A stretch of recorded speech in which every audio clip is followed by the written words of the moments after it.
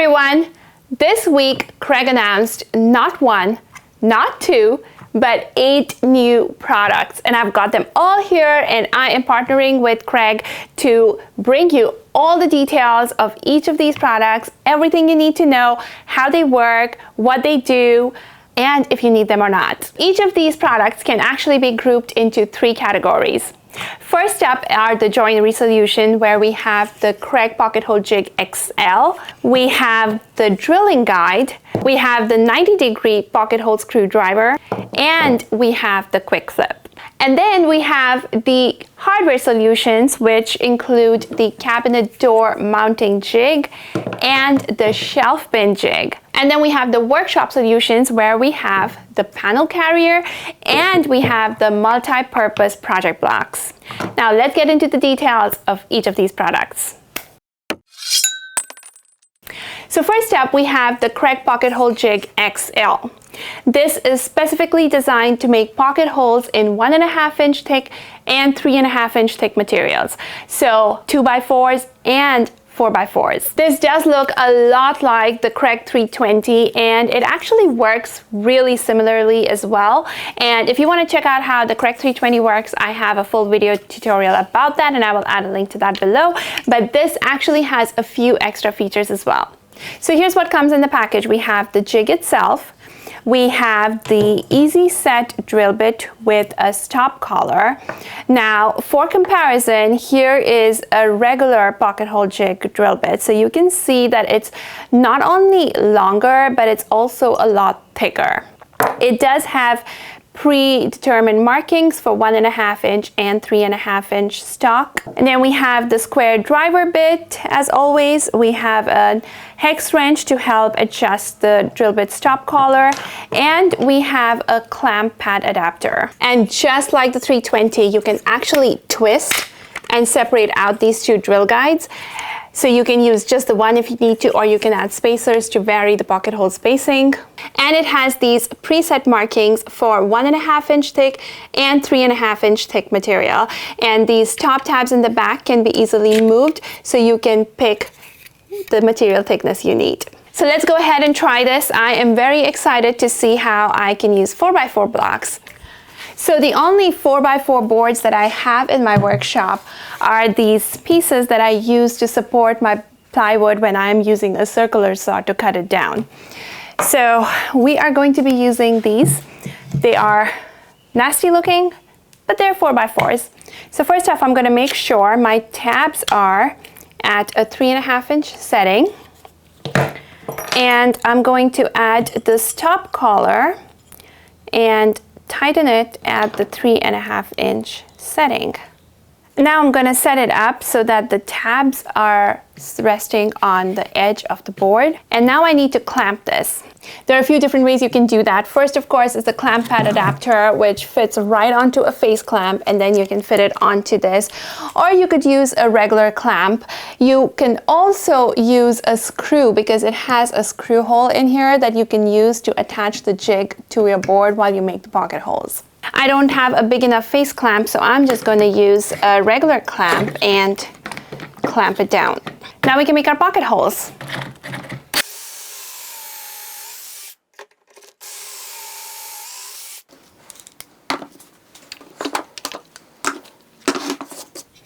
And we've got pocket holes. So we're going to be attaching this right here onto this other 4x4 board. Now, if you're using an XL pocket hole jig, you also need XL pocket hole screws. You cannot use regular screws, or the joints will not be as tight. So Kreg has introduced XL pocket hole screws in 2.5-inch and 4-inch sizes. So the 2.5-inch is for 1.5-inch thick material, and the 4-inch is for the 3.5-inch thick material.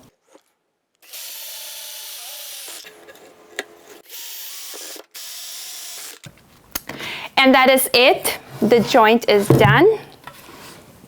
It's nice and strong, and I love the fact that this now opens up possibilities for me to be able to build with 4x4 boards using pocket hole screws, as well as using 2x material, 2x4s, 2x6s, and build them nice and strong with the XL pocket hole screws. So let's talk about the 90-degree pocket hole driver. If you have built with pocket holes, you know how frustrating it can be if you end up with pocket holes in really tight spots that you cannot reach with your drill and your pocket hole screwdriver. This is basically an adapter that connects to a drill, and then you add a driver bit to the front, and then you can drive pocket hole screws into all of those tight spaces. It comes with this short driver bit, and it easily goes into it, locks in place snugly. And to remove it, all you have to do is pull this collar back and pull the driver bit out. Now, while I don't have a project that I'm working on where I need this, we're just going to test it out on a scrap board. Now, I already have this joint, but we're going to pretend it is hard to reach. In fact, let's put this up here. So this distance is pretty short and would ideally be hard to reach with a regular driver bit and drill. So let's try the 90-degree driver bit to remove the pocket hole screws that are in there. Now, it's in the drill and it is pretty flexible, so you could easily find a comfortable position to hold the drill in. So now we're gonna put this in here, lock it in place, and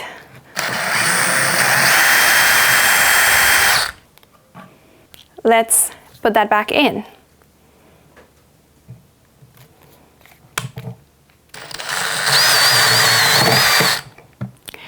That was so good.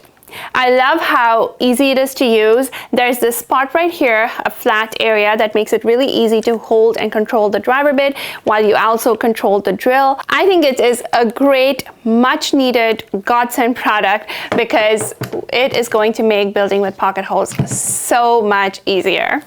Plus, this is actually impact rated, so you can use this with an impact driver as well. Also, the collar, it actually accepts a hex shank bit, so you could actually use it for more than just driving pocket hole screws. Next up is the drilling guide. This nifty little tool is so powerful. It helps you make accurate and straight holes without using a drill press. So it's got different sized holes right here to accommodate different sized drill bits. They have registration marks on the side to help you center the hole, as well as on these ends to help center the holes in this direction. It has a pre-notched bottom, so it can accept a 1/2 inch as well as a 3/4 inch board, and then it self-centers along it. And of course, it has a non-slip coating so that it stays in place as you are making your holes. Now, there are two ways you can make holes with this. You can make them either on the surface of the board, or you can make them on the edge of the board. Now, say I want to make a hole right here. I've marked exactly where I want the hole. So I can set up my drilling guide onto the edge. It snaps right in because this is 3/4 inch material. And I can align this line with the 3/8 inch registration mark. And now I'm just going to go ahead and make a hole with a 3/8 inch drill bit. There's a nice clean hole. So say I want to make a hole on the surface of the board. I have marked exactly where I want the hole to go. Now all I need to do is use these registration lines and line them up exactly where I want to make that hole. Now this drilling guide has an anti-slip coating which basically keeps it in place. So as I'm making the hole, you see the board moves, but the drill guide does not move from its spot. So it makes sure that the hole is accurately made.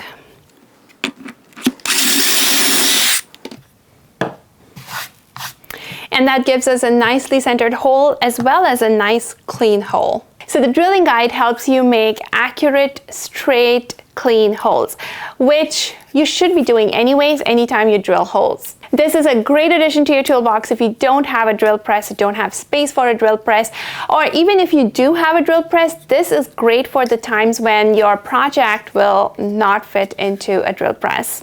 Also, I think that this can probably be used for dowel joinery, and I'm going to test that out in one of my next projects. So stay tuned for that. Now let's talk about the quick flip. This is a simple little tool, and it helps you make a pilot hole, a counter bore, as well as drive pocket hole screws to make a joint. It has a hex shank, so it'll work with any drill driver. All you do is you pull forward that gold collar, and that releases the bit, which you can pull out, and it's got two ends. It's got the pilot hole, the counter bore, as well as the square drive bit. So you just go ahead and mount it into your drill driver. Now you can actually adjust the depth of your counter bore if you wanted to with the hex wrench right here. So I'm just going to go ahead and add it back into the quick flip tool. It's nice and tight, and now you can make a pilot hole with a counter bore. Now we're simply going to go ahead and flip the tool. So we have the square drive bit, and now I can simply use a pocket hole screw and drive it in. So it's sitting nicely under the surface, and now I can go ahead and use either wood putty or a 3/8" dowel to fill this hole. I think this is a great 2-in-1 tool for if you don't want to keep swapping out bits, if you don't want to have a couple of drill drivers handy, and you want to make really quick joints with countersunk pocket hole screws. Now let's talk about Kreg's workshop solutions. First up is this guy. This is a panel carrier, and this helps you carry an entire sheet of plywood all by yourself. So this is the before. This is how I used to carry my sheets of plywood.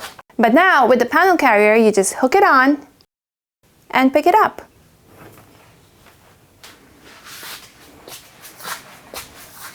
This is definitely going to be super duper helpful and save me a lot of headaches, as well as it's going to save me from a lot of splinters. Next up, we have multi-purpose project blocks. These look a lot like bench cookies, but they have so many more features. First, they are 1.5 inches thick, so they raise up anything you want by 1.5 inches off of your work surface. Second, they are hexagon shaped, and that means that they're not easily going to roll around. They also have anti-slip coating on both the faces, so when you put it on your work surface and you put something on top, it does not move. Let's try it out. I'm going to put a piece of plywood on these two blocks, and it's nice and stable and it is not moving. Let's put it through a sanding test. This is a really great idea for sanding because you can sand it without having your board run away, and then when you're done with one side, you can flip it over and turn it around because these are nice and soft and they're not going to mar the surface that you just sanded. You can also use it to lift up your board as you are making a cut with a circular saw. You can use it to raise up your board while you're using a router. And here is a really, really cool thing you can do.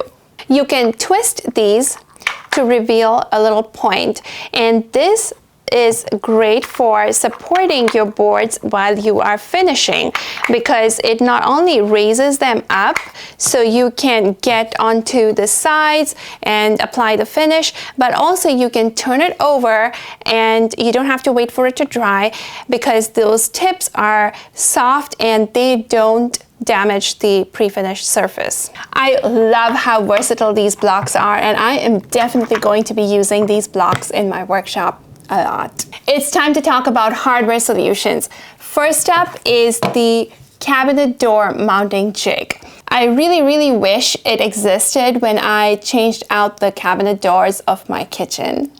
I used a level and a board clamped to the cabinet and tried to use that to align all the doors. This would have made that process so much easier. So the cabinet door mounting jig comes with the jig itself. It's got this non-skid coating on the insides and on the outsides. It's got these markings right here, and this is what you're going to use to set up the overlay of your doors, and we'll talk about that in just a bit. It's got the support right here.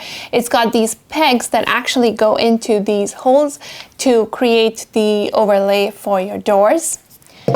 And it also comes with these two shims. There is a 1/16 of an inch shim and an 1/8 of an inch shim, and they both sit on the support so you can easily adjust your door height.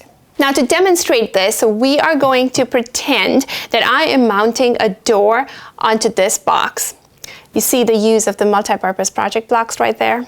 So first step, I am going to align this jig right here. It self-aligns, it self-levels, so all we need to do is we need to clamp this jig into place. I am not going to be clamping it because this is very unstable and the clamp is very heavy, but we basically would clamp this right here onto the board. Now, next step, I want to attach the door on this side. So my door support is going to be in this orientation. If it was on the other side, it would be in that orientation like that. So it can be easily turned over, so you can do left hand or right hand, whatever you like. This side, we want to support the door on this end. So I'm going to use these two pegs and add them to these holes. Now, where you add them on these holes decides the overlay of your door. So if you want to figure out exactly which holes to use for your overlay, there is a very detailed chart in the manual that you can easily consult. So this goes in right there and locks into place. And now you can easily support your door over here, and this will hold it in place while you attach the hinges. I think this is one of those tools that I'm really excited to have because it's going to make my life so much easier anytime I am building a project that involves doors. And finally is the shelf pin jig. Now, Kreg already has a shelf pin jig, but this is a brand new updated model with many more features. This is the shelf pin jig. It comes with a fence which pops in on either side of the jig.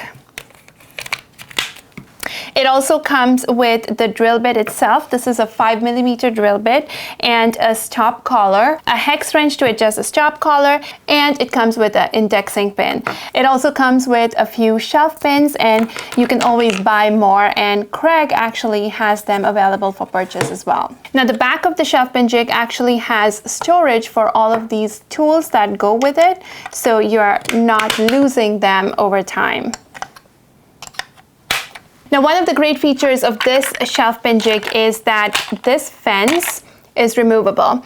And this makes it possible for you to use this shelf pin jig to make shelf pin holes on face-framed cabinets, which was not possible with the older shelf pin jig. So let's pretend this is the side of a cabinet and we are going to be making our shelf pin holes.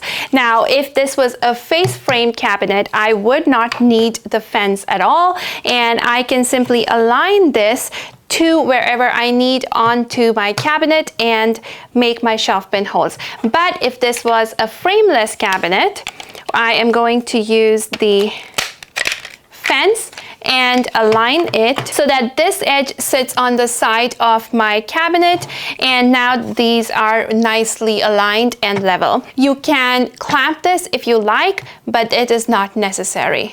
Now I'm just going to add the stop collar onto my drill bit and make the first shelf pin hole.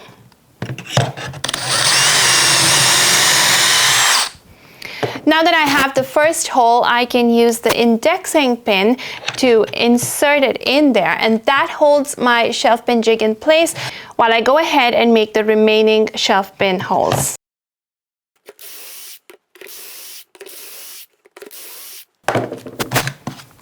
And now if I take off my indexing pin, we've got our shelf pin holes. Now if I wanted to continue making more holes down the cabinet, I can use the indexing pin, put it in so that it goes inside the last hole I made, and continue making my holes, and it will line up and align all of these holes, make them nice and equidistant. Now, if this was a face frame cabinet and you knew that you wanted your shelf pin holes right here on this line, you can use these notches here, which are centering marks, and align it to the line and make your shelf pin holes. Another one of the features of the shelf pin jig is that it has these registration marks right here, which are actually the distance that you need to pre-drill holes for Euro style hinges. So essentially you could also use this to help install Euro style concealed hinges. Another application of this shelf pin jig is that you could also use it to mount drawer slides. Simply clamp this onto your cabinet and rest your drawer slide onto it and level it and attach. Now you can actually take this top apart and you can attach multiple shelf pin jigs together if you wanted to make a really long shelf pin jig. And there, my friends, are all the details on all the new products by Kreg. Let me know in the comments which one of these is your favorite and which one are you going to try first. I can't pick a favorite. I love all of these products. I think they are going to make building projects so much more easier and efficient. I am excited to use all of these. I am pretty sure I will be using a bunch of these very often in my workshop. Be sure to hit that subscribe button so you can see me use these in my projects. And if you are looking for more details and information on the Kreg pocket hole jigs, I have an entire video comparing each of the pocket hole jigs, so be sure to watch that. And I have a video on how each of the pocket hole jigs work, as well as how all of the basic woodworking tools work. So be sure to take a look at that. And I will see you next time.